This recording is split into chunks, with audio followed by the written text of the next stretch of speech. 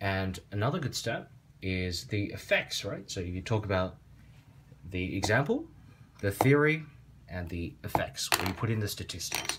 So this is pretty important to structure good essay. So you talk about theory. So this is the theory of how fiscal policy works. So aggregate demand, GDP, you bring in these technical terms, and then you talk about the example.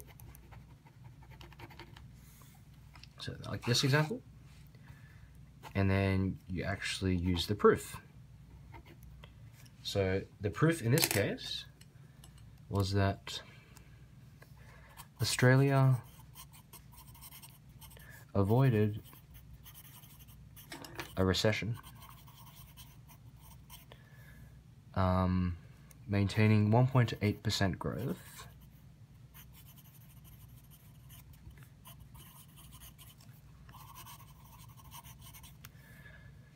in 2009, despite the world economy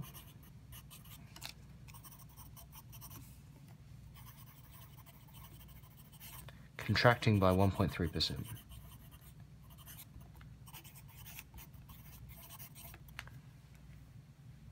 Australia was one of the only economies to avoid a technical recession. A lot of economists say it was due to this stimulus.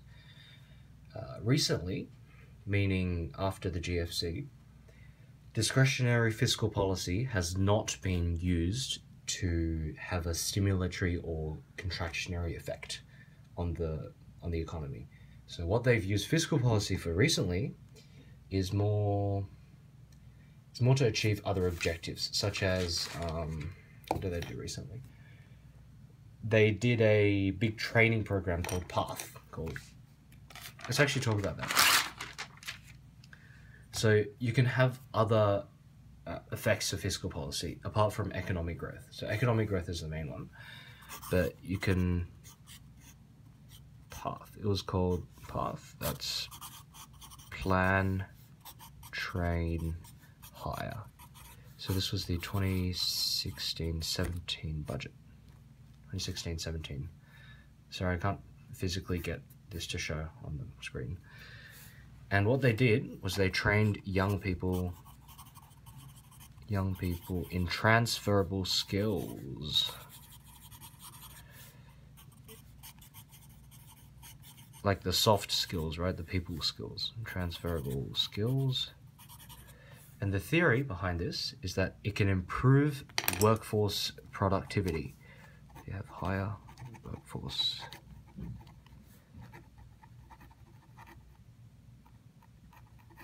So does this influence aggregate demand or aggregate supply? Workforce productivity, it would be on the supply side of the economy because labor is an input into the production process. So we have higher aggregate supply. And we show that on the diagram.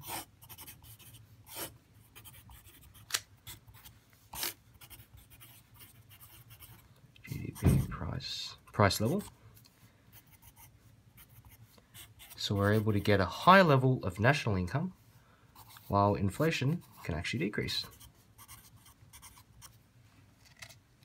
So this is one way which fiscal policy is used as a long-term supply side.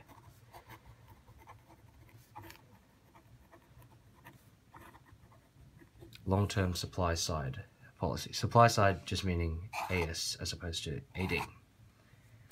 So recently they've been trying to do these long-term things with fiscal policy as opposed to the RUD stimulus, which was short-term in nature. What did they also do recently in the 2016-17 budget? They did tax cuts. Specifically, I'll get the stat for you.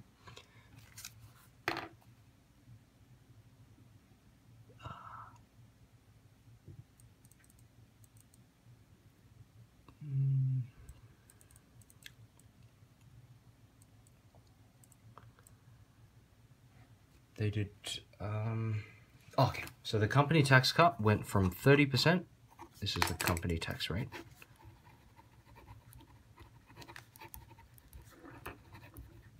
this was in before 2016, so pre-2016, and that went down to 28.5%, 2016, 17, 16, 17. And this is going to go back down even further to 25% by 2022. How does this work in the economy? It's meant to increase the level of investment.